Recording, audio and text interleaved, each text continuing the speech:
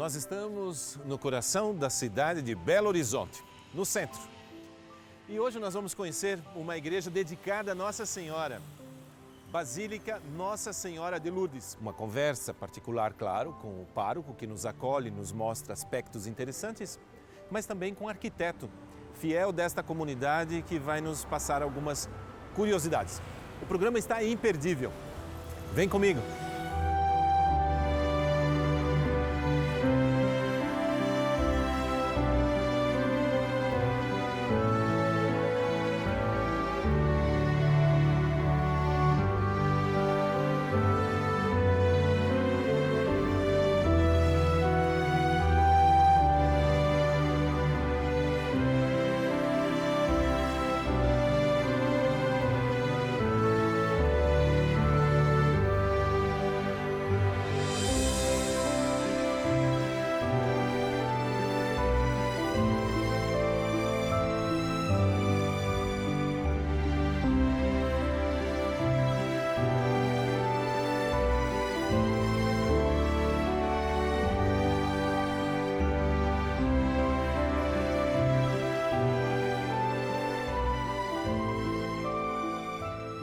Padre Osanilton, reitor desta basílica dedicada a Nossa Senhora de Lourdes, gratidão por nos acolher a equipe da TV Evangelizar aqui nesse templo sagrado tão bonito. Muito bem, Padre Anísio, te acolho assim com muito carinho a você, a toda a equipe, a TV Evangelizar, por essa oportunidade de também estarmos na casa de Nossa Senhora de Lourdes, essa basílica tão bonita e tão histórica em BH. Eu gostaria que o senhor falasse um pouco sobre a questão pastoral, né? Porque quem dá vida para essas paredes são as pessoas, são os fiéis. Como que é o serviço pastoral aqui nesta comunidade? Muito bem, a Basílica de Lourdes hoje ela é acompanhada por 23 grupos, movimentos e pastorais. Nós temos, que é o carro-chefe da pastoral da igreja, o CPP, o Conselho Econômico e o Conselho de Liturgia. E aí desses três surgem todos os outros. Na Basílica de Lourdes nós temos um trabalho social muito forte, que é no aglomerado da Serra, uma favela aqui próximo da Basílica. Lá nós desenvolvemos várias ações sociais, corte e costura, pintura, bordado, culinária, aula de teclado, violão, música. E todo mês a Basílica sustenta 106 cestas básicas para essas famílias também, que são as famílias mais pobres do aglomerado, acompanhado também pela nossa assistente social e pela nossa psicóloga, que são voluntárias que trabalham lá conosco. Também temos outro grupo social, de ação social, que chama Mãos de Lourdes, que é um trabalho com os moradores de rua. Esse trabalho, nós temos um advogado, temos uma médica, temos um assistente social e 2 psicólogas, mais o padre e vários leigos. A gente senta com os moradores e vai conversando, conquistando, até fazer com que eles voltem para a família. E o terceiro trabalho social chama Servos por Amor. É um grupo de casais que faz o almoço diariamente para 39 moradores de rua, já em pontos determinados aqui do centro. Então eles têm o almoço todos os dias e as famílias fazem em suas casas e a Basílica ajuda naquilo que for necessário para manter este almoço. Padre, mas falando ainda do aspecto pastoral, esta igreja aqui na cidade de Belo Horizonte, ela é muito conhecida por causa de um sacramento, que é o sacramento do matrimônio. É verdade? Conte-nos, Padre. É verdade. Aqui na Basílica de Lourdes é forte. Quando abrimos a agenda de um ano para o outro, a fila dobra os arredores da igreja. Tem algum motivo específico porque os jovens escolhem esta igreja para este sacramento? Sim, são 3 motivos bem específicos. O primeiro é o que todas as noivas falam, é a arquitetura e a beleza da igreja, né? Ela tem toda uma beleza interior e exterior que chama a atenção das noivas. Que é o principal enfeite. Que é o principal enfeite. Outro fato curioso que elas falam é porque é uma igreja tradicional. A mãe, a avó, a irmã, a prima, parente, casou aqui, ela também faz questão de dar continuidade à história da família. 100 anos de paróquia, 100 né? anos de paróquia. E o outro fato que elas falam bastante é a acolhida dos missionários claretianos, como a gente aborda elas, como a gente acolhe. E isso faz uma diferença muito grande também, né? O que o senhor gostaria de destacar desta igreja? O senhor já me falava em off que ela era toda azul, é verdade? Isso, a cor original dela era um azul claro, tinha alguns detalhes bege, mas prevalecia o azul. E em 1990, meados do ano de 1990, começou uma grande reforma na igreja de Lourdes. E o artista que acompanhou o padre João Megali, que era o pároco da época, hoje falecido e muito bem amado e conhecido em Lourdes, foi trabalhado esses aspectos das cores das vestes de Lourdes. Um fato curioso, o senhor pega da faixa do vestido de Lourdes, acompanha todo o detalhe azul. Ladeia toda, o laço dentro de toda a igreja. E o corpo dela e parte de Nossa Senhora. E o corpo dela parte do manto, né, o corpo da igreja. Então essas cores bege com azul e com o marrom destacou bem a originalidade que o artista queria que partisse dos detalhes de Lourdes. Padre, agora algo pessoal. O senhor preside a Eucaristia aqui, cuida do povo, vem todos os dias na igreja. O que mais o chama a atenção, o que mais o atrai para um enlevo da alma nesta igreja? Tem um fato até interessante que todas as vezes que eu entro aqui na Basílica é algo opcional, porque foi o primeiro dia que eu entrei nela para assumir e isso ficou marcado. Eu entro pela porta central e sinto o abraço de Deus na Basílica de Lourdes. É impressionante quando você entra, sente que você é abraçado por algo muito misterioso que é o nosso Deus. E eu gosto de vir rezar nela porque logo que eu cheguei, eu coloquei esse som ambiente para que os fiéis pudessem chegar, rezar e permanecer na Basílica. Mas isso serviu para mim também. O senhor me falava do coração de Jesus, que é uma imagem que o chama tanto atenção, é isso? Isso mesmo, Padre Anísio. Por quê? A imagem do coração de Jesus me chama a atenção em 3 detalhes. Primeiro, a sua beleza no contexto geral. Depois, o olhar do coração de Jesus. Quando você chega, o olhar dele é um olhar muito carinhoso. É um olhar mesmo de misericórdia, de compaixão, de amor por todos nós. E geralmente a imagem do coração de Jesus, as imagens que os artistas fazem, ele está apontando para o coração. Nesta imagem do coração de Jesus, ele está com os braços abertos. Para acolher. Para acolher. Para abraçar. Para abraçar os fiéis. E isso me chama a atenção, porque esse é realmente o Sagrado Coração, que acolhe a todos. Imagine eu do Sagrado Coração de Jesus, Imagina como eu fico você. feliz por isso também. Padre, satisfação, Anísio, muito foi obrigado uma pela alegria. acolhida. Voltem sempre, a casa é nossa. Parabéns pela igreja. Amém. Agora nós queremos saber aspectos históricos e da arquitetura desta igreja. Tobias Machado, você já está nos estúdios da TV Evangelizar e conta isso para nós. Mas eu já quero te dizer, estou apaixonado por esses bancos. Você sabe que eu gosto, mas eu quero saber mais. É contigo. Isso aí, Padre Anísio, sei sim que você gosta desses bancos aí com desenhos neogóticos. E eu convido a você aí de casa, do trabalho, de onde quer que você esteja, para juntos investigarmos um pouco mais sobre esta imponente igreja, a Basílica de Nossa Senhora de Lourdes. Essa magnífica obra neogótica foi construída pela Congregação dos Missionários Filhos do Imaculado Coração de Maria, conhecido como claretianos, e teve sua pedra fundamental lançada em 1916. Ela foi inspirada em outra igreja que estava sendo construída pelos próprios missionários à época, a Igreja do Imaculado Coração de Maria, situada em Córdoba, na Argentina.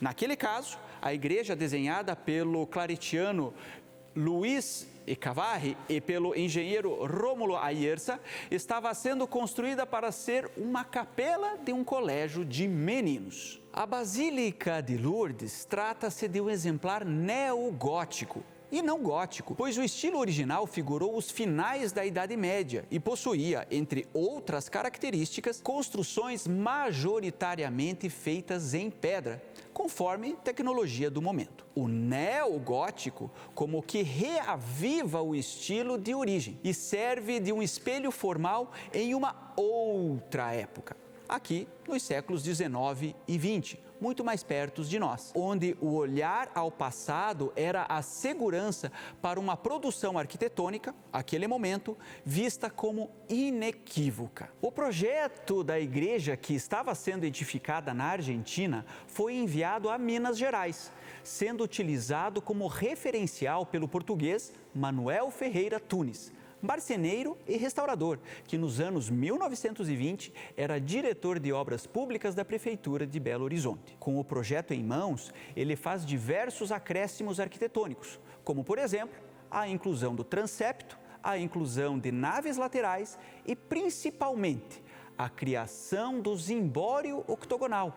Zimbório é aquela estrutura que se assemelha a uma cúpula sobre o telhado, elemento que, entre outros fatores, aumenta a verticalidade do templo e permite a entrada de luz natural. Este recurso, diga-se de passagem, passou a figurar projetos do Revival Gótico e na América do Sul, uma das primeiras igrejas que também contou com este zimbório foi a Catedral de La Plata, também na Argentina. A construção da igreja da capital mineira foi conduzida por Antônio Gonçalves Gravatá, sendo inaugurada no princípio da década de 1920, embora somente terminada muitos anos depois. Externamente é muito esbelta, vertical e requintada, com um bom neogótico destacando-se a torre, que possui uma rica e profusa ornamentação de rendilhados, tracerias e, claro, de muitos pináculos. O título de basílica aconteceu no ano de 1958 pelo Papa Pio XII, por ser um local de veneração dos fiéis, ser um centro de ação litúrgica e ser uma igreja de grande relevância histórica, arquitetônica e artística, entre outros fatores. Minhas amigas, meus amigos, estes exemplares neogóticos de nossas igrejas são de fato inspiradores. Trazem consigo o natural conjunto de soluções artísticas e arquitetônicas que nos fazem transcender e que nos elevam, então, ao próprio Deus. Por essa obra, por estarmos conhecendo igrejas e por tudo, Deus seja louvado. Padre Anísio, daqui dos estúdios, eu quero saber como essa investigação continua. É com você, padre, diretamente aí de Belo Horizonte. Obrigado, Tobias Machado. Ricas informações sobre esta basílica.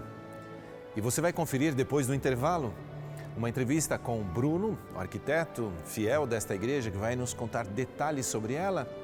Vamos rezar, vamos contemplar. Fique conosco.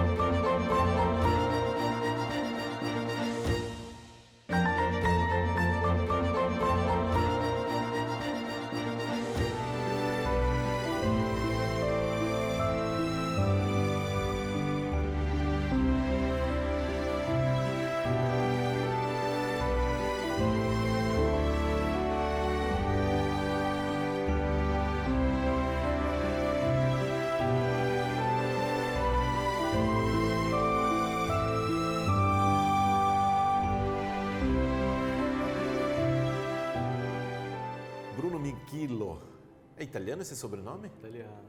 É arquiteto, recém-casado nesta igreja, fiel desta paróquia e ama a arquitetura sacra, pessoa ideal para conversar um pouco sobre detalhes da igreja. Agradecendo já a sua generosidade de estar conosco, eu quero já fazer a primeira pergunta. Falando de Nossa Senhora de Lourdes, nós sempre lembramos da gruta, mas a gruta sempre está do lado externo da igreja. Aqui nós temos uma gruta dentro da igreja. O porquê e aspectos desta gruta? Para além de estar dentro da Basílica, ela está numa capela lateral, que é um pouco incomum, mas que reforça ainda mais essa devoção, essa piedade. E aspectos desta gruta, particularidades? Um detalhe muito importante que às vezes passa despercebido é que a imagem de Lourdes, de Nossa Senhora, que fica na gruta, é uma imagem que veio da França. Se eu não me engano, se não me falha a memória, veio de Paris. E faz parte de toda essa composição inicial do que viria a ser a gruta. Por quê? Nós temos então uma imagem que veio de uma capela anterior, onde hoje é a Basílica de Lourdes, tinha uma capela antes da construção inicial, e essa imagem ficava nessa capela. Imagem que veio da França, e no local da gruta tem uma nascente de água remetendo ao Santuário de Lourdes na gruta na França. E esta água, então, os fiéis buscam a água, se utilizam dela também, assim como em Lourdes, na França. Exatamente. Isso é muito bonito, porque muitos são santuários e as basílicas hoje em dia ao redor do Brasil em que se perdeu um pouco a devoção. Nós não vemos aquele volume de devotos que vão recorrer a Nosso Senhor, a Nossa Senhora ou algum santo de devoção. E aqui na Basílica não. Aqui nós temos vários fiéis que vêm não só recorrer a Nossa Senhora, mas buscar a água da Basílica de Lourdes. E aqui nós temos a gruta e na lateral já o velário. As pessoas vêm aqui, acendem velas e também é dentro da igreja.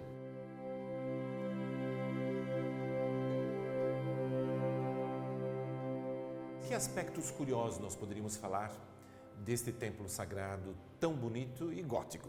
Eu acho que a gente pode passar primeiramente para a imagem de Nossa Senhora de Lourdes que fica no altar mor no presbitério. Mas o aspecto que é muito bonito nela é que a época que a igreja foi elevada à Basílica, essa imagem saiu em procissão para a Praça da Liberdade, que fica aqui ao lado da Basílica.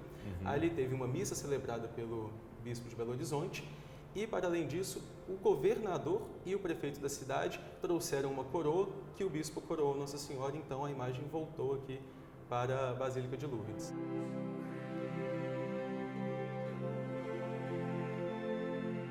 As cores de Nossa Senhora, que também são as cores da bandeira argentina. Então, esta igreja é inspirada numa igreja argentina. Somos todos irmãos, né? Todos irmãos.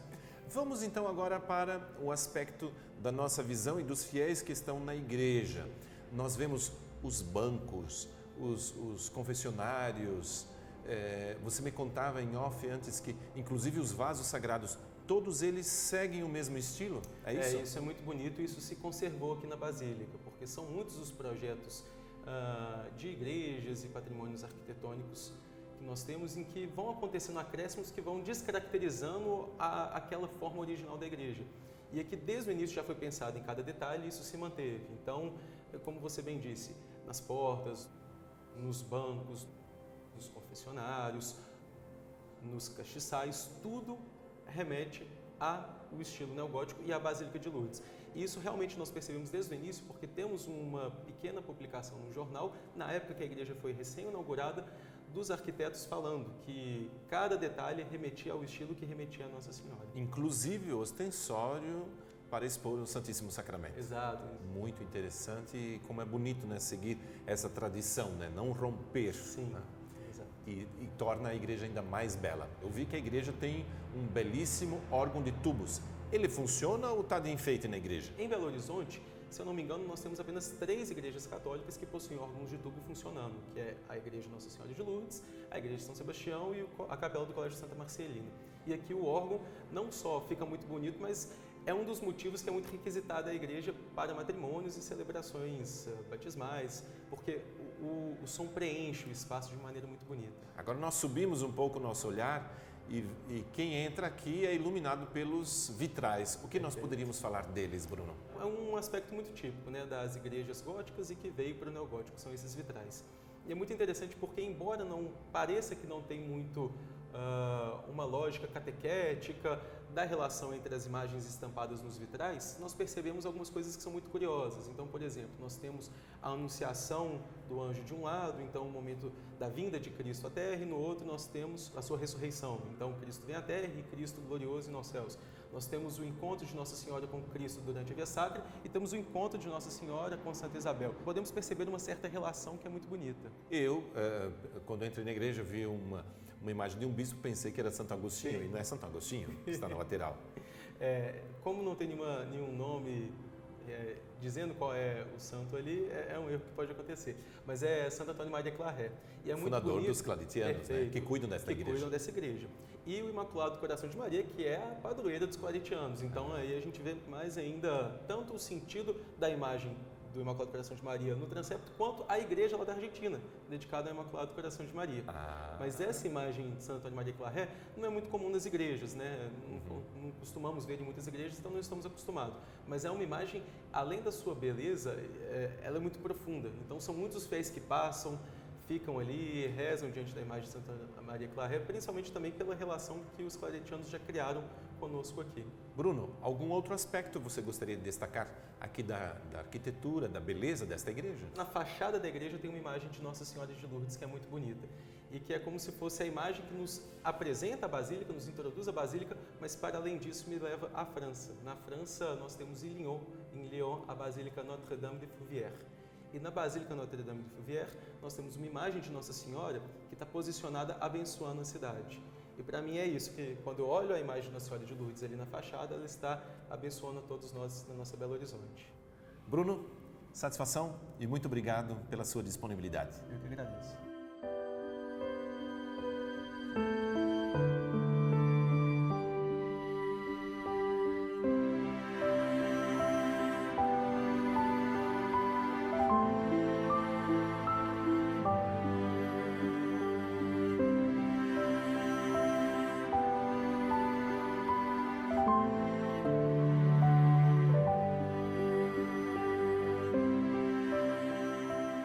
Depois de tanto conteúdo, tantas informações, tanto do padre como do Bruno, agora chegou o momento de nós contemplarmos a beleza desta igreja dedicada a Nossa Senhora.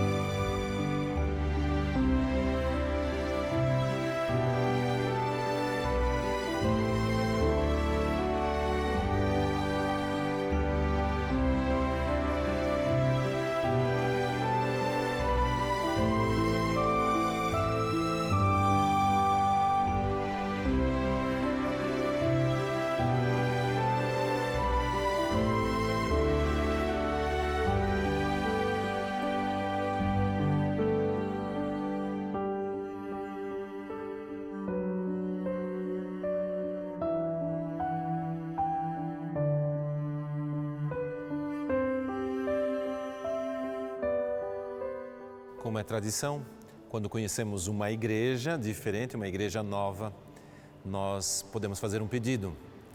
Então agora, diante do Santíssimo Sacramento, nesta igreja dedicada a Nossa Senhora de Lourdes, nós podemos rezar juntos pelos enfermos. O dia de Nossa Senhora de Lourdes, que é dia 11 de fevereiro, é o Dia Mundial de Oração pelos Enfermos. Nesta igreja dedicada a ela, vamos rezar pelos enfermos. Talvez você conheça alguém da sua família ou você tem alguma enfermidade. Vamos apresentar esta nossa intenção diante do Santíssimo Sacramento do altar. Oremos juntos.